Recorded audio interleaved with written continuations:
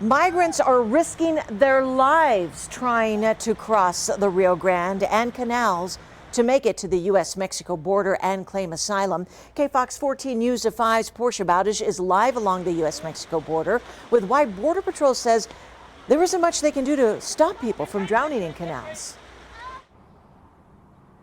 Erica, this water behind me is the water that 7 bodies have been pulled out of since Saturday. Now, it might look pretty calm on top, but underneath that current is strong and the bottom is slippery, making it a life-threatening obstacle to pass.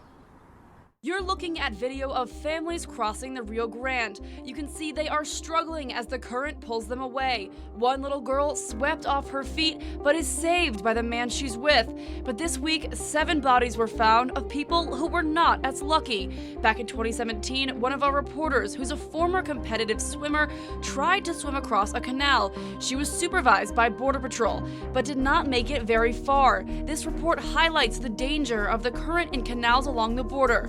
Border Patrol agent Mario Escalante says with more illegal crossings, you will have more drownings. This big influx, there's that potential for more people to possibly get caught in these currents and, these types of incidents occurring. And with these rapids and the strong currents in the canals of the river, it poses a danger for some of these people attempting to cross. In 2006, there were 33 migrant deaths with 122,000 apprehensions.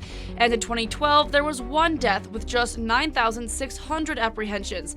Escalante says the high number of crossings is straining Border Patrol and hindering their presence at the border. What's important to note is during this current flow or influx, more so, of illegal aliens, our agents are busy processing, transporting. They're busy having to assist or maintain custody at hospitals.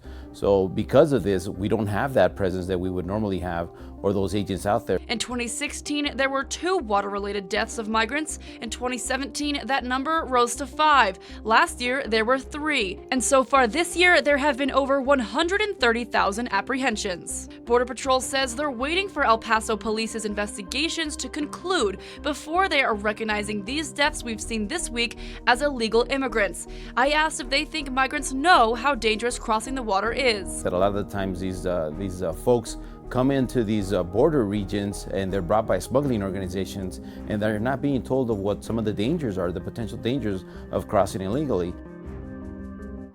And Border Patrol is asking the public, if you know someone that's thinking of entering or crossing the water, to please remind them of how dangerous it is. Live in West El Paso, Portia Bowdish, Kfox 14 News at 5.